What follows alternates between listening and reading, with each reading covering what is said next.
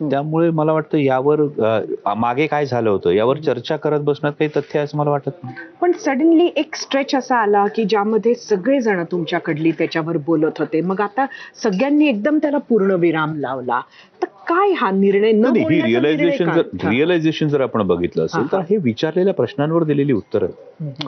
म्हणजे अशा कुठल्या नेत्याने प्रेस कॉन्फरन्स घेतली का बोलावून की या आम्हाला या विषयावर, हे नाही घडलेलं. हे विचारल्यानंतर हे घडलं होतं का, तर हे घडलं होतं. पण जसं मी म्हणालो की जे घडलं त्यानंतर ज्यांच्याशी चर्चा झाली तेच जर आता नाहीत तर मग त्यावर भाष्य करण्यात काहीच अर्थ नाहीये. कारण जे काही आमची ज्यांच्याशी चर्चा झाली होती त्यांना या गोष्टी सगळ्या ठाऊक होत्या.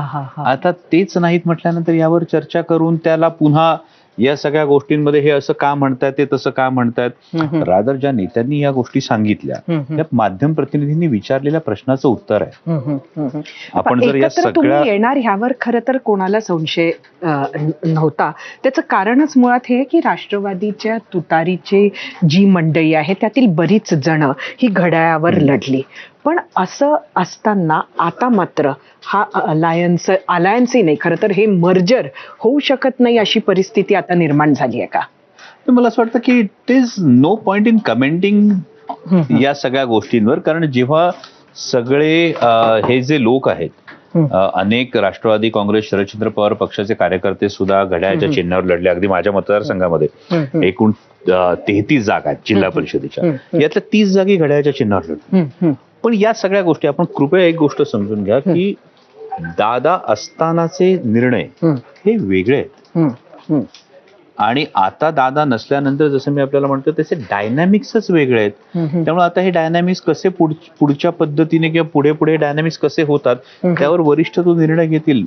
रादर माझं असं म्हणणं आहे की I am no one to comment about it की हे व्हायला हवं किंवा व्हायला नको. पण आपण त्यावेळेला या निर्णय प्रक्रियेत होतात. मी तुम्हाला म्हणतो की या निर्णय प्रक्रियेत नक्कीच मी होतो. त्यामुळे मला अनेक जास्त गोष्टी माहिती आहेत.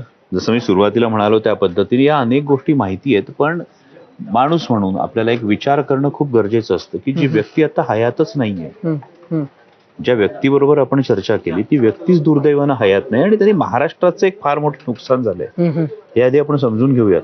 आणि मग त्यावर अकारण भाष्य करून कोणाला रॉंग बॉक्स मध्ये ठेवायचं, कोणाला राईट बॉक्स मध्ये ठेवायचं, मला वाटतं की या सगळ्याला काहीच हशील नाहीये.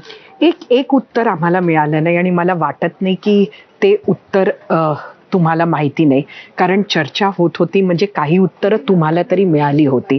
त्यातला महत्वाचा प्रश्न हा आहे जो तटकरेंनी सुद्धा विचारला. तो मी तटकरेंच्या दृष्टिकोनातून नाही पण महाराष्ट्राच्या जनतेच्या मनात जो आहे तो विचारते की कोण कोणात विलीन होणार होतं. आणि किंवा त्याही पेक्षा पुढे जाऊन मी हे विचारते, कारण कोण कोणात विलीन होणार होतं हे सुद्धा स्पष्ट आहे आता. पण तुम्ही सत्तेत जाणार होतात की विरोधात बसणार होता? मला वाटतं आपण या सगळ्या जर तरच्या शक्यता तपासतो. तुम्ही एक गोष्ट जर फार बारकाईनं कालही राष्ट्रवादीच्या मासिकामध्ये ती आली त्यामुळे ती डिनाय होणार नाही.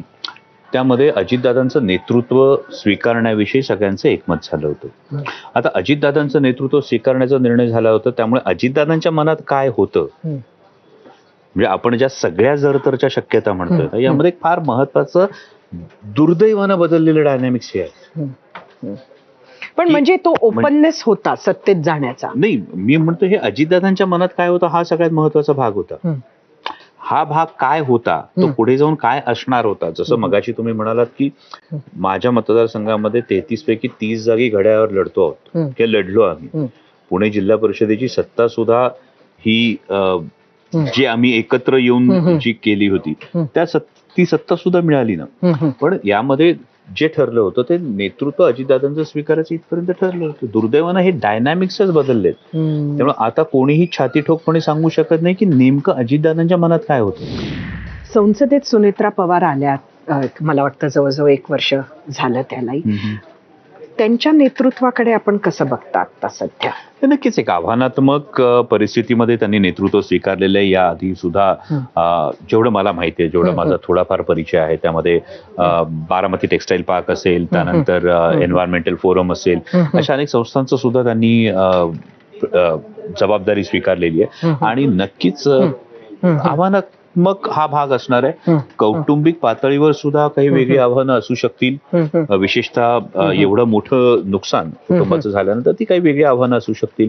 राजकीय किंवा राजकीय पक्षीय पातळीवर ही त्यांची काही वेगळी आव्हानं असू शकतील. त्यामुळे नक्कीच मला असं त्यांच्याविषयी हे वाटतं की एक आव्हानात्मक परिस्थिती आणि 100% म्हणजे ज्या एक सदिच्छा किंवा शुभेच्छा असतील त्या 100